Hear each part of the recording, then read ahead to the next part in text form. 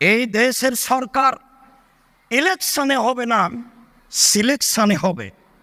হিন্দু মুসলমান যারা সরকার হচ্ছেন তাদেরকেও বলতে চাই, এখন এক নম্বর করণীয় হচ্ছে এদেশের জাতীয় সঙ্গীত বাতিল করতে হবে।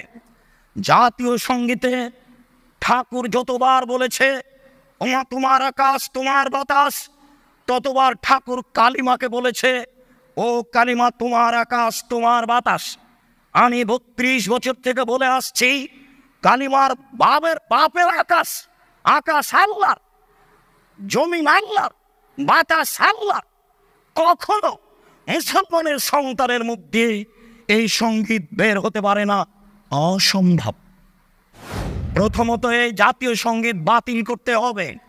দ্বিতীয়ত শিক্ষা সিলেবাস পরিবর্তন করতে হবে, শিক্ষা ব্যবস্থাপনা পরিবর্তন করতে হবে। সম্মানিত দিনী ভাই বোন, যেটা আরো আমি বলেছি, এই দেশে এমন একটি আইন বাস্তবায়ন করতে হবে যেখানে অন্তত প্রথম শ্রেণী থেকে অষ্টম শ্রেণী পর্যন্ত ছেলেরা কোরআন মাজিদ পড়তে শিখে পড়াতে বাধ্য করা হয়, সেখানে থাকতেই হবে।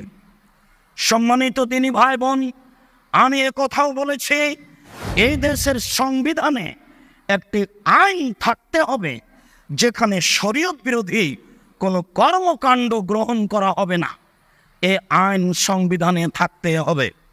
সম্মানিত দিনী ভাই বোন, কথাও বলতে চাই, মুসলমান বৌদ্ধ খ্রিস্টান টোকায়ের ভোটে সরকার নির্বাচন হবে না।